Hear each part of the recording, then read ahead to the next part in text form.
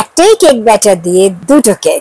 অনেক সময় মনে হয় যে একটা অনেক বড় কেক বানানোর থেকে ওই ব্যাটারটা দিয়ে দুটো কেক বানিয়ে নিই। কেক বানানোর কোনো নির্দিষ্ট সময় আছে বলে আমার মনে হয় না। আমার যখন যে কেকটা খেতে ইচ্ছে হবে আমি তখনই সেই কেকটা বানিয়ে নিতে পারি। এখন অনলাইনে সবকিছু অ্যাভেলেবেল। আমার যদি ইচ্ছে হয় আমি এই সিজনেও প্লাম কেক খেতে পারি।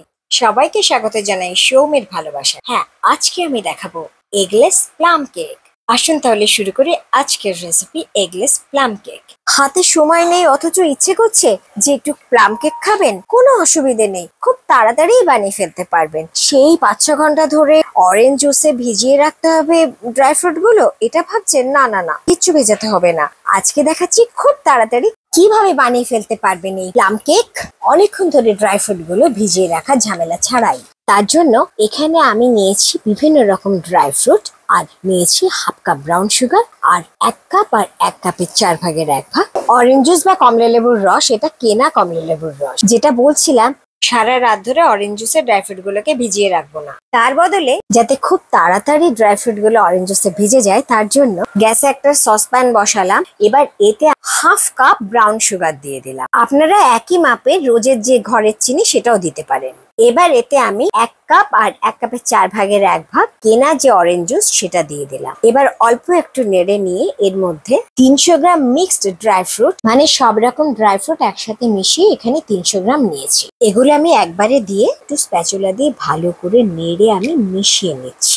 এবার 100 গ্রাম মতো ভাঙা কাজু দিয়ে একটু ভালো করে মিশিয়ে এটা ফুটতে দেবো। যখন এটা আস্তে আস্তে ফুটে ফুটে বেশ অনেকটা টেনে আসবে, ঠিক এই রকম, তখন আমি গ্যাসটা অফ করে দেবো। এটা বানানোর সময় গ্যাস কিন্তু একদম লো ফ্লেমে থাকবে। এবার এটা নিজে নিজেই ঠান্ডা হওয়ার পরে কেক ব্যাটারে ব্যবহার করব।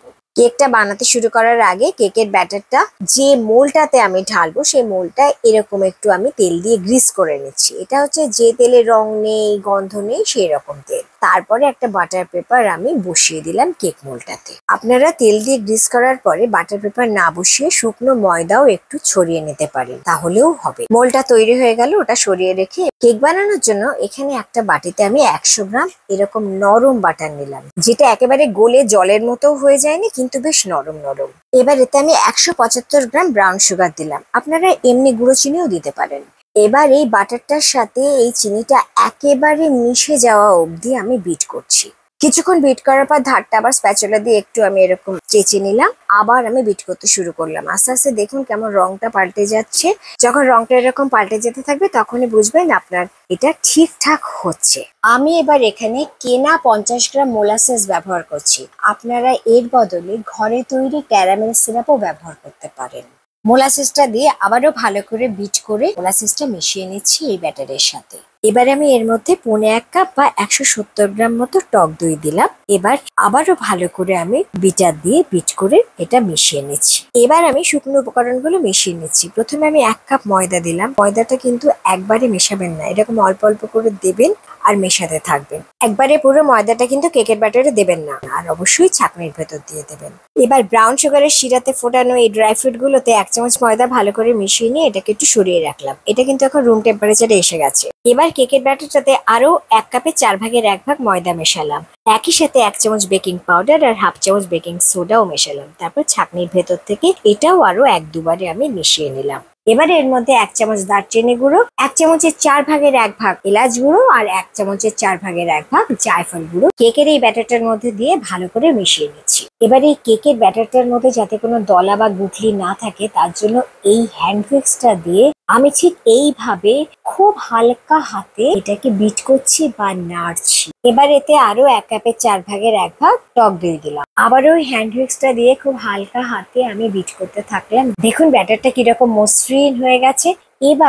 এবার এই ড্রাই ফ্রুটটা যাতে 1 চামচ ময়দা মিশিয়েছিলাম সেটা এর মধ্যে ঢেলে দিয়ে ভালো করে স্প্যাচুলা দিয়ে মিশিয়ে নিচ্ছি। এবার আগে থেকে রেডি করে রাখা এই কেক মোল্ডে কিছুটা কেক ব্যাটার আমি ঢেলে নিলাম। তারপর মোল্ডটা একটু ঠুকে নিলাম যাতে ভেতরে কোনো বাতাস থাকলে সেটা বেরিয়ে যায়। এবার স্প্যাচুলা দিয়ে একটু সমান করে দিচ্ছি। এবার ওপর দিয়ে কিছুটা ড্রাই ফ্রুট আর অল্প একটু ভাঙা কাজু ছড়িয়ে দিয়ে এদিকে 150 ডিগ্রিতে আমি এই ওভেনটাকে প্রিহিট করে এর মধ্যে আমি যা করি এটা লোরা এর ভিতরে দিয়ে এবার কেক মোল্ডটাকে ভেতরে ঢুকিয়ে দিচ্ছি। অবশ্যই আগে একটু ঠুকে নিলাম যাতে যদি আবারও কোনো বাতাস থাকে বেরিয়ে যাবে। 50 মিনিট পর আমি কেকটা চেক করব। প্রথমেই যেটা বললাম, এই কেক ব্যাটারটা দিয়ে আমি দুটো কেক বানাবো।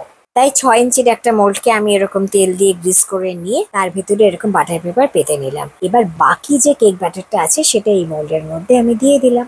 এবার কেক মোল্ডটা ভালো করে ঠুকে নিলাম যাতে ভিতরে বাতাস থাকলে বেরিয়ে যায়। ওপরটা স্প্যাচুলা দিয়ে সমান করে নিয়ে এর উপর একটু ভাঙা কাজু আর কিছু ড্রাই ফ্রুটস ছড়িয়ে দিলাম। এবার এই কেক মোল্ডটাকে একটু সরিয়ে রেখে ভিতরে যে কেকটা হচ্ছে সেটা দেখুন আমার প্রায় 50 মিনিট হয়ে গেছে। আমি বার করে নিয়ে একটা টুথপিক দিয়ে এটা চেক করলাম। টুথপিকটা একদম পরিষ্কার, তার মানে আমার কেকটা ভালোভাবে হয়ে গেছে। এবার আরেকটা কেক আমি এই কনভেকশনের ভেতরেই ঢুকিয়ে দিলাম। হ্যাঁ, একই কনভেকশনে কিন্তু দুটো কেক বেক করা যায়। এটাও 150 ডিগ্রিতে প্রিহিট করে 50 মিনিট দিলাম। দেখুন কি ভালো হয়ে গেছে কেকটা। এবার একে একে দুটো কেকে ডিমোল্ড করে নিচ্ছি। যে কেকটা 5 ইঞ্চির টল মোল্ডে করেছিলাম সেটা দেখুন কি সুন্দর ভাবে বেরিয়ে এলো।